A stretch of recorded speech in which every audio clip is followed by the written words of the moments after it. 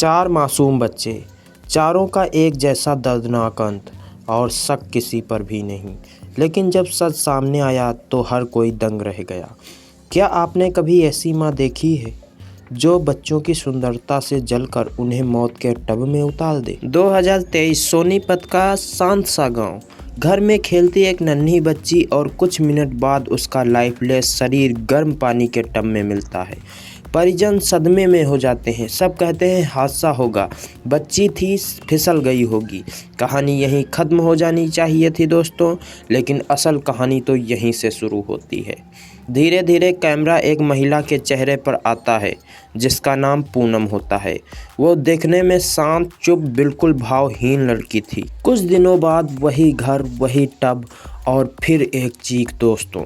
इस बार पूनम का अपना बेटा जो कि टब में डूब गया।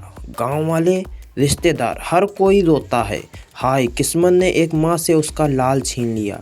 और पूनम, उसके चेहरे पर वही शांत चेहरा, जैसे उसे पता हो ये सब क्यों हुआ है। किसी को अंदाज़ा भी नहीं था यह बच्चा भी डूबा नहीं था, डुबोया गया था। फिर दोस्तों 2023 से 2025 2 साल तक कोई घटना नहीं, कोई शोर नहीं, लेकिन पूनम का दिमाग धीरे धीरे फिर किसी अंधेरी तरफ लौट रहा था। दोस्तों साल 2025 पूनम अपने मायके सिवा गांव आती है। घर में उसकी छोटी भतीजी, दिखने में प्यारी, हंसमुख, चमकती आंखों वाली। और पूनम के भीतर फिर से वही पुरानी जलन भड़क उठती है। कुछ ही देर बाद वही टब, वही चुप्पी और वही मौत। फिर से सब बोले बच्ची फिसल गई होगी। किसी को शक नहीं, क्योंकि सब जानते थे पूनम तो खुद अपना बच्चा खो चुकी है।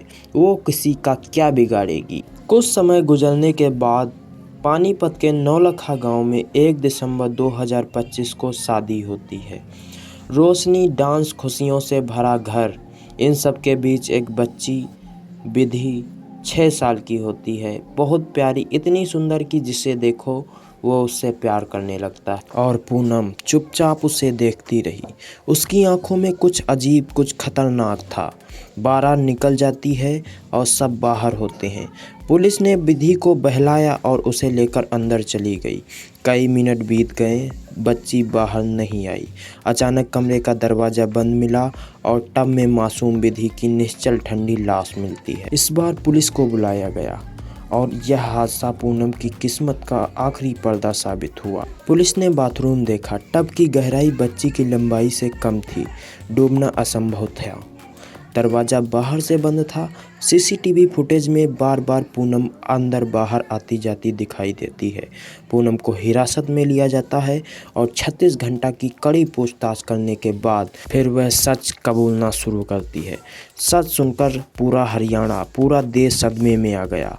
पूनम टूट चुकी थी। उसने कहा, हाँ, तीनों बच्चियां मैंने मारी थीं और मेरा बेटा भी मैंने ही मारा था। दोस्तों पुलिस पूछती है, तुमने अपने बेटे और सुंदर बच्चियों से तुमको क्या नफरत थी? तो वह पुलिस से बताती है, पुलिस के सामने कबूल करती है कि उसे डर था कि सुंदर बच्चियां जो बड़ी होकर मुझसे ज़्यादा बेहतर ना दिखने लगें, इसलिए मैं सुंदर बच्चियों से नफ़रत करती हूँ और सभी को मौत के घाट उतारती रहती। अब दोस्तों पुलिस तीनों पुराने मामलों की दोबारा जांच कर रही है। टब, घर के नक्शे, परिवार के बयान, सब फिर से खंगाले जा रहे हैं। क्या यह सिर्फ जलन थी, या कोई गहरी मानसिक बीमारी, या फिर कुछ ऐसा जो अभी तक सामने नहीं आया है? सच कुछ भी हो, लेकिन एक बात तय है, कभी कभी सबसे खतरनाक चेहरे सबसे शांत और मासूम दिखते हैं। दोस्तों आप इस मामले पर क्या सोचते हैं? क्या यह महिला साइको किलर है या कुछ और?